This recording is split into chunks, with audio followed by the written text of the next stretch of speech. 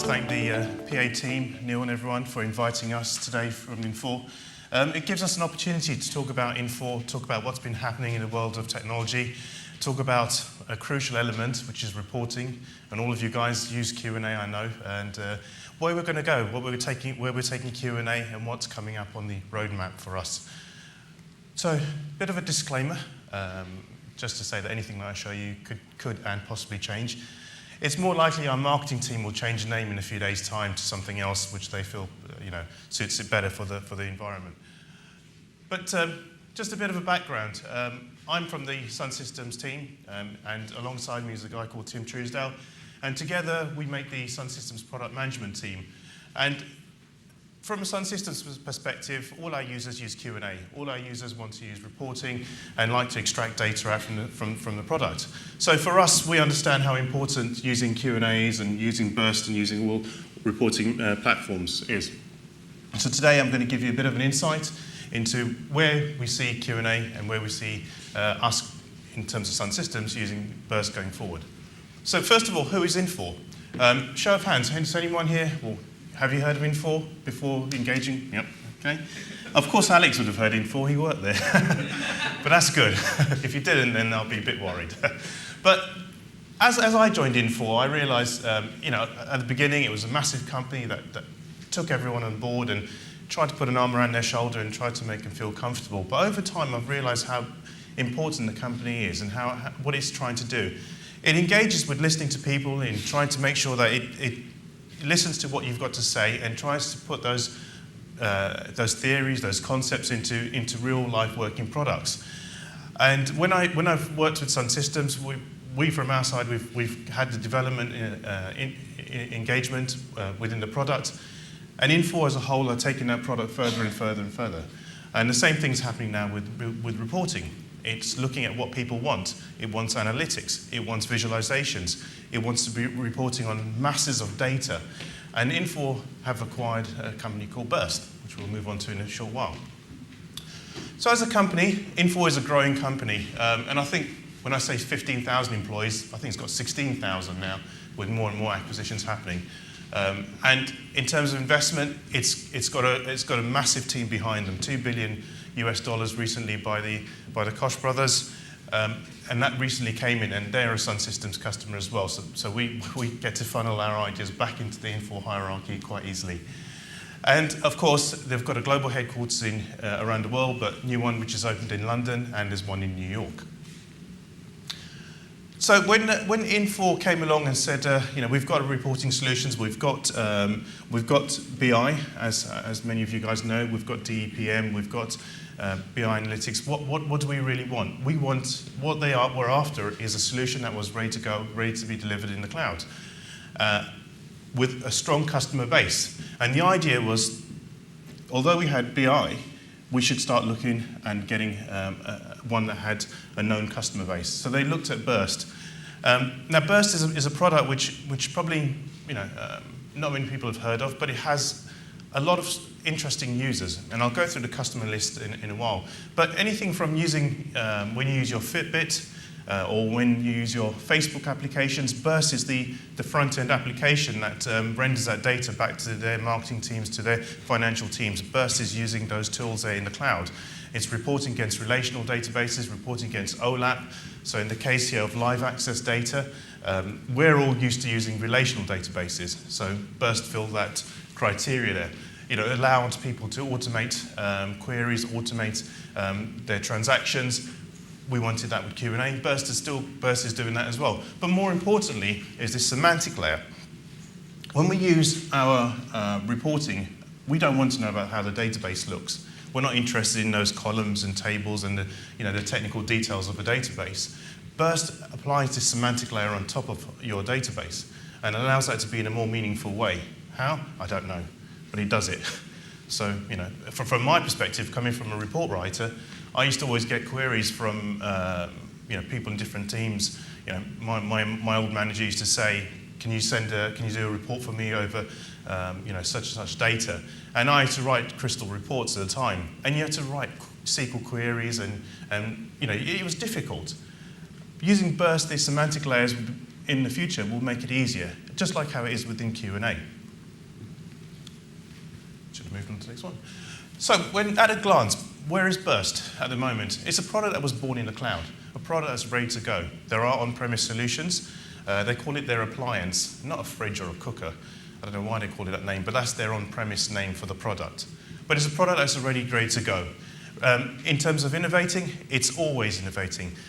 When it tries to engage with products like Fitbit, they're showing requirements that they want. When it tries to come to Infor, and when we want new products, it engages with us, and it's trying to bring those products back into its own solutions. In terms for the enterprise area, so that's where it became very interesting. Can Birst deal with the enterprise solutions? At the moment, within Infor, there's proof of concepts, and there's concepts going along. Even myself, I've done one with SunSystems, and which is to see how Birst can report against relational data. And in terms of getting large-scale data out, Birst is able to do it. So where is Birst, and what is Birst really, is what we say. As we know, it's a rich end-to-end solution built in the cloud, but the key area is this dealing with mass amounts of data and mission-critical data. There is a company at the moment which is using Birst, and all of its data is mission critical. It requires data to be accessed within a few seconds, and it's talking not terabytes, petabytes of data. I don't know what that is in terms of size. It's not a few cans of beer, but it's a lot of data. But Birst is able to refine that data, make it into a process that's suitable for that customer to get that data out into refined analytics. Okay? Big terms that they use, but when I've seen it, when I'll show you some screenshots in a minute, it does look very good. So for an end-to-end solution, there was no choice but for Infor to start acquiring Birst. Just a bit of the customers, and it's interesting to see the customers' names there.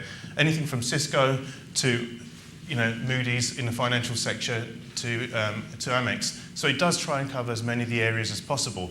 And like I said to you before, using Fitbit and using those other areas, it covers everything. Now, Birst became a tool which, at the top, became a strong leader from the start. It was a single package that contained everything, as opposed to bits bolted on here and there. Birst had everything within its own little application. So when we talk about the BI elements of it, we had little bits of the mobile solution, little bits of the web-based solutions. Birst had everything engaged in one area. And it overshot everyone, especially Oracle, one of our biggest competitors. So that became very handy to acquire straight away. So why Birst and Infor together? Well, like I said, Birst wanted to cover all their operational tools.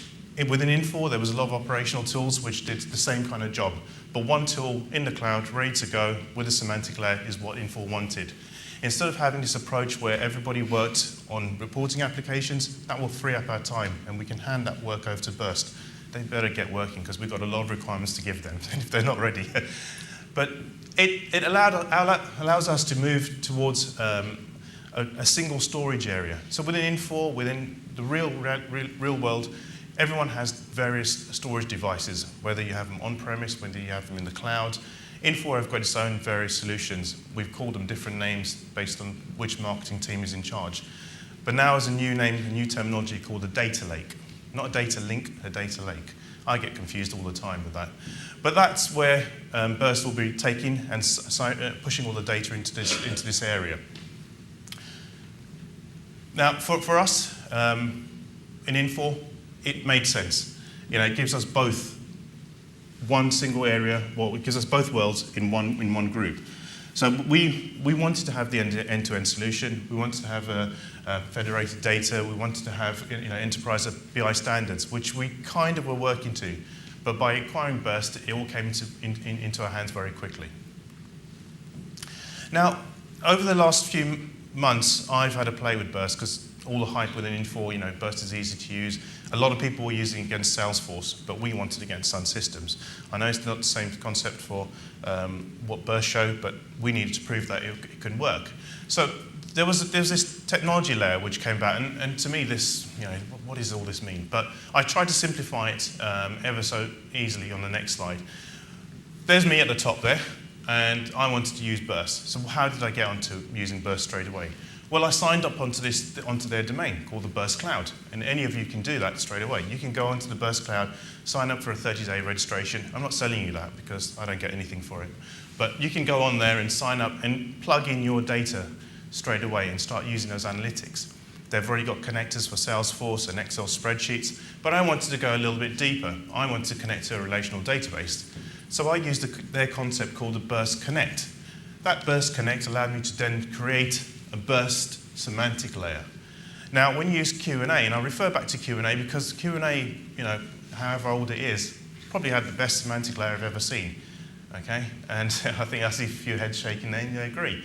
So I had to manually create that same semantic layer, so I knew my account codes, my ledger, my periods, and so on. Once I'd done that, I was able to get this presentation layer. It did not look like that. That's something my daughter drew up. But it looks a bit more clearer than that. And it gave me a nice little widget, nice little graphs, but it was fast. And that's what Birst provided me, relational data through a semantic layer using the Birst Cloud. So just to let you know, in all of this here, nothing was installed on my PC or my laptop. It was just using the Birst Cloud. That's how quick it was to set up. And some of the reports that we tried to create were simple reports, like filters and columns.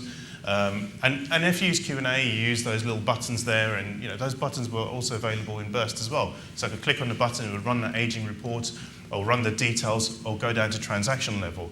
And I was pretty surprised. I thought it couldn't do this, but it did. It put my little reports, put a little widget there, and also gave me these little lovely hyperlinks, which allowed me to then drill into data further. So in the SunSystems world, you can drill into the transactions, drill into the customer IDs, drill down further if you want. And all of those were real-time queries. So it started to prove itself a bit. And for me, I started to warm to the product. I did give it a hard time when it first came. I'm honest like that. But it started to feel like, yeah, this is really a solution. And as I went through and decided to build the demos, it felt right. So the next part of where we come to is a topic called BI Q&A. How many people here use a Q&A 10? That's everyone, brilliant. Okay. And that's great for me, because I've worked with that product for 13 years alongside SunSystems, and I've loved that product. It's almost like my other child, although I've got 2 children, but it is another child. And like somebody said to me, I'm the responsibility for BI Q&A. I kind of hold my hand up a bit to that, but anyway. BI Q&A, why did it come? With Q&A 10, technology was failing in the sense that we were moving to 64-bit. We're moving away from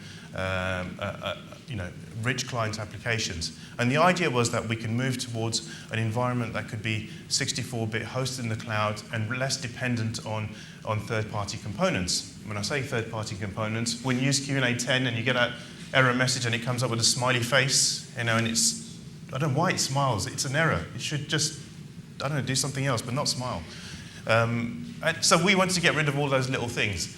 And that's why at the time, the BI team developed BI Q&A. And in doing so, it gave a product which could be hosted on the cloud and also integrate within other BI elements of Infor. So earlier on, I just mentioned, or a few seconds ago, I mentioned Birst. Infor tried to move relational data into the BI stack. And in doing so, it would allow their web server or their dashboards to pick up relational data.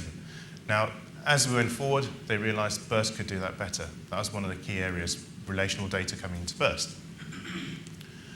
So the reasons was to provide a web service and to move away from the client architecture. If there's any techies in the room, when you install Q&A 10, it's a 300 meg install or something like 350, I don't know what it is now. And everyone installed all their data links in there, and all your connections were on one little box. Now, when you move to the client-server architecture, everything is done on a centralized server, and all your clients are then serviced accordingly.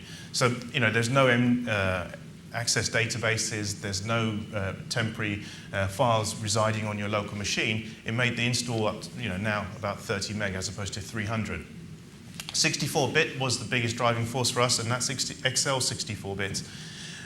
Microsoft launched, always had 32-bit, but the idea was that they were going to move towards 64-bit. So that was the reason why BI Q&A came on board. It was probably known to many of you as Evolve, and that was the original name. But again, that's where our marketing team comes in on place and change it to BI Q&A. I would love it if they changed it back to Vision. It would make everyone's life that much more easier. But anyway, maybe next year. We'll see. We'll try and bend their ears. And that's where we came up with Evolve to BI Q&A, a solution that was ready to go in the cloud. Now, in terms of the components within BI Q&A, there were three main components. But two of them are the key areas. The Excel ribbon, which is what you all used to when you create a summary link, a reference link, or a detailed report, or send your data into SunSystems. That is still there. Then behind that is the data link server for all your connections. But as users, you don't need to worry about that. That's done by your IT department, which if you ever engage with them, they'll do all those connections for you. Then if you develop your own data links, that's called Infor BI Data Link Studio. It's really, many people think of it as a technical tool, but it's quite a simple tool to create your own models, create your own data links, and use BI Q&A, or Q&A 10, should I say, to create and report on those relational data sources. Now, one thing that I always suggest, and I always put this up there, is that because BI Q&A was a new product, it was a product that was scaled up from right at the beginning as a new product. So when you look at the two products, they are different. Although they extract the same data, the concept between them and what functions and what modules they may have differ. So it's always important to do a gap analysis between the two products to see if it's suited for you. See what other components come in with BI Q&A that may be just suited for your uses. We've got a customer who just uses it for sending in small amounts of data and receiving a small amount of data on a ship. And they use BI Q&A through the web service, and that's all they want. So there are places and pockets where BI Q&A will suit you very well. So when we start to look at a product, and I'm just going to go through these pretty quickly, it was important that we tried to do as much of the functionality that you had within Q&A 10. Now, it would be pointless if we didn't do any of the standard reporting functionality and we just did all the architecture. So at the time, the BI team said it was important to do the data send functions because everyone uses Excel to push data into areas of the product. No matter what, I don't think we'll ever leave the world of Excel and leave the world of data mapping within Excel. It's just fantastic. I mean, we use it at home for everything. But the idea was to ensure that we can extract data, send data into SunSystems, and then dissect data. So within Q&A 10, those executive features moved into BI Q&A. So in the past, when you would do your dissecting or your expanding or breakouts in executive, that functionality moved into Excel. And we used to always get people come up and say, well, I do my extract in executive, and then I output it to Excel. Well, why don't we just start in Excel and just leave the story there? So we tried, the BI team tried to create or have created a solution which will always revolve around Excel. In the current version, it's added more and more features. And as those features come on board, it enhances the product. So named ranges, data send messages. If you use SunSystems, we do a lot of enhancements within the data link to do direct data sends to the ledger. So there's a new update to the data link. Relational hierarchies are in there. These are all in version 11, so you can see that the product is coming up. In addition, it's tried to improve the UI, tried to improve how it looks. Like I said, we, at the beginning, Infor is a global team, a team which has UI specialists. So we have a team called Hook and Loop. And we gave them, at the time, the BI product and said to them, how can you improve that? And we really didn't want them to touch it at all, to be fair, because it was fine. Just leave it alone. But they came back and said, you can make some new colors to it. Oh, fine, thank God for that. No, and they came back and they said, you can add this and this and this. But it worked, because they're a specialist in the area. We all, within our products, within Infor, we all think we know, but there is a team there who knows how to improve UI, and that's their job. And that's something that Infor really focuses on. How can we improve your working day? So which one for you? And that's something that you can take away, talk with your account management, with PA, and decide which of the solutions best suits you as a product. I always do a little breakdown to show you which of those solutions covers which areas, or which key areas are missing or will be implemented. But this is the key breakdown. And it's always important when you look at Q&A 10, the technology limitations. When you look at BI Q&A, its importance on the 64-bit architecture. And these are key areas when looking at the product. Now, what's next for BI Q&A and Q&A 10? The Q&A 10 product is still loved. A lot of people, live and work on it every day. No matter how many technology improvements we have, how many fancy gadgetry we have within Infor, Q&A 10 still sits there in the backbone of many environments, a bit like our SunSystems product and SunSystems 4. So technology will continue with Q&A 10 up until the point where technology ceases to meet with the product. In terms of BI Q&A, the same will exist. Critical improvements will go into BI Q&A and in Q&A 10 if required. But all future enhancements for the product will move in towards Burst for the long term. So when you start to engage with other data links, those requirements, those enhancements will move in towards Burst. So just a bit of release information, and I think we can distribute these later with these slides. But most of the updates you can see are on the screen there. Q&A 10.1.9, a new version has come out. And there's 10.1.10, I think that's supposed to be next year, but 10.1.10 is available, and the BI Q&A is patch 2.4.2, and there's a KB article there which you can get it from as well. And I've been informed by Nikki and the team that the IPOS data link is compatible with Q&A 10. So these are the versions which, if you're on any of those versions, you're able to use it through Q&A 10. So just to recap where we are now and what we're doing within the whole reporting stack, the idea is that if you've got Q&A 10, that will still be real time. BI Q&A still will continue to be real time overall. Burst will also still be able to get or aim to get real time transactional information. So if you have a solution out there or a database which is a relational database, you can integrate with Burst now, through your account management team. Multidimensional, Infor will continue to use multidimensional reporting within Office Plus, and DEPM will continue as a product for multidimensional reporting. The rendering engine on top of that will be Burst. And the idea is that Burst will become the dashboard as well, and I'll put that there because everyone loves fancy dashboards. So Burst will become the dashboard of the product. And the idea is that Burst will house all of these data sources going forward. At the moment, if you use data links, they can be they'll have to be adopted to a Burst data source. And there you go. I tried to finish on time. Thank you very much. Any questions? I've left a few. Alex. So, thanks for that, Tony. So, it's very interesting. You obviously had a little slide there about where the things sit with Q&A, how to BI, how to Burst. But as we just mentioned, you've got DEPM in the mix. Yep. So if I look at two companies that have just merged with different technologies, having overarching reporting solutions is important to us. But I'm looking at, I can use Data Link Studio to report on different systems using Q&A. We can do that with the Q&A BI. We can do that with DEPM. We can do that with Burst. Where are you? We've got SQL servers, Oracle solutions. Where are you pitching Burst in amongst the rest of the Infor portfolio? Because it'd be difficult for me to go and sell Burst to my managers when they've already got other Infor products that have been told.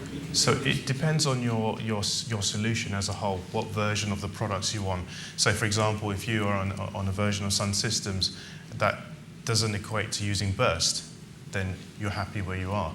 If you're using a multi-tenant version of SunSystems in the future, then you'll engage with us to how we can engage that solution with Burst. So it depends where you are, what version of the product you're using, and that solution or that reporting stack has to match that version of the ERP or the product you're using. So if you're using DEPM, it's absolutely fine, not a problem. Using Q&A, not a problem.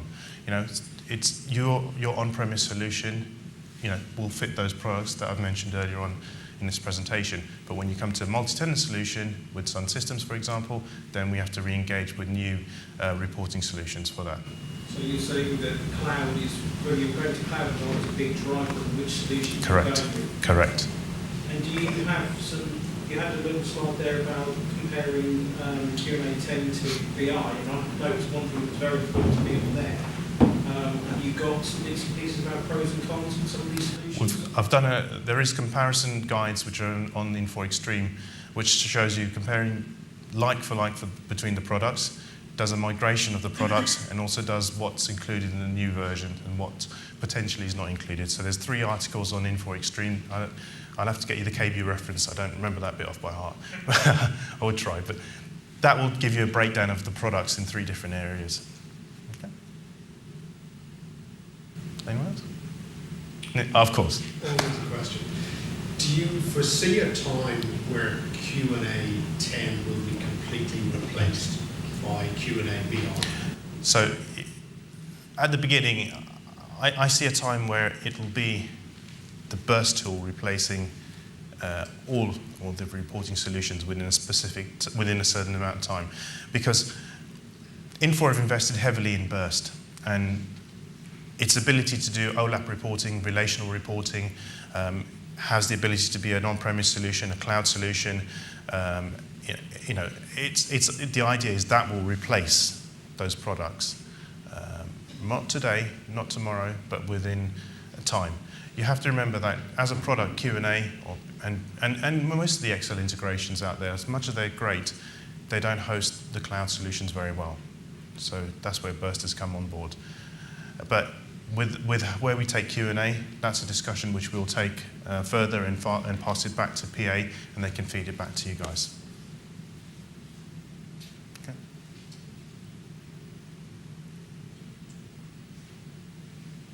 Any other questions for Tarek? Well, I'm here the rest of the day if anybody's got any questions or just... Oh, yeah. That's where you can really go for it then. Or in lunchtime if you feel. Thanks very much, guys. Thank you, Tarek. Thank you.